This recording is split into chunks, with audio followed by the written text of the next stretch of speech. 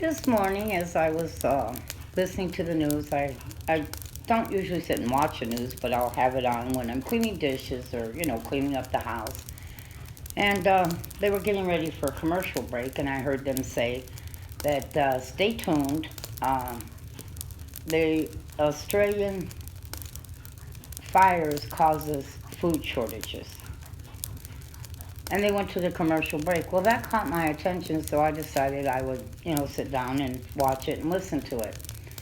Well, after the commercial break and they came back, the only thing they said was Australian fires causes long-term damage to the ecosystem. That was it. That was their food shortage. It would cause long-term damage to Australia's ecosystem.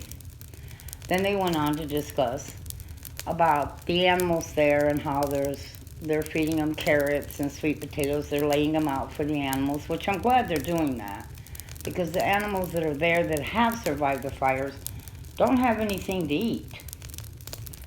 But they didn't discuss food shortages.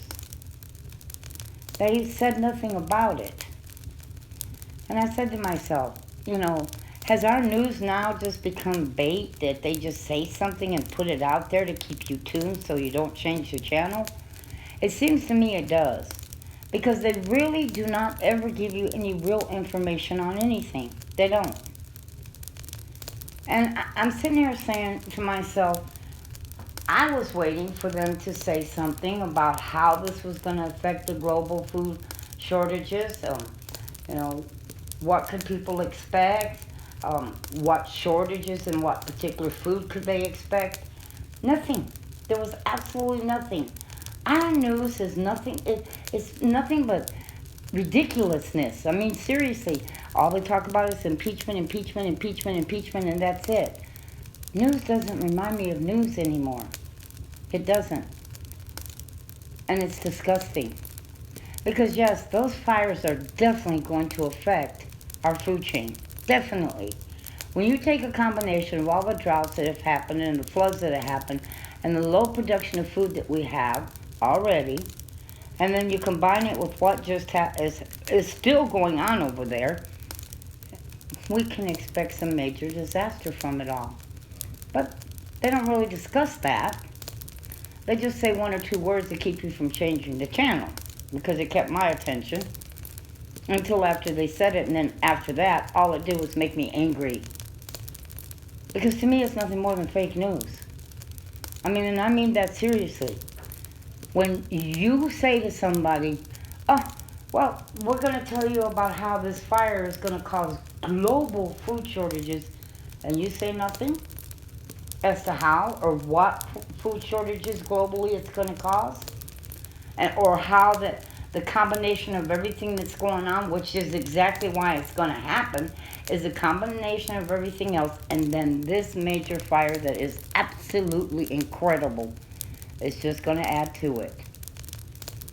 And the locusts that ate all of Somalia's crops, they didn't bother. They still have not told us, did the locusts keep going, or were they able to kill them off and prevent them from destroying more crops? No, nothing.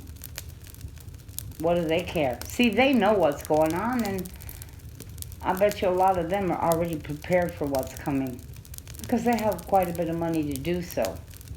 But the rest of us don't. All we can afford is a few extra cans every week to put aside, maybe $20 worth to put away, or can more food from our gardens.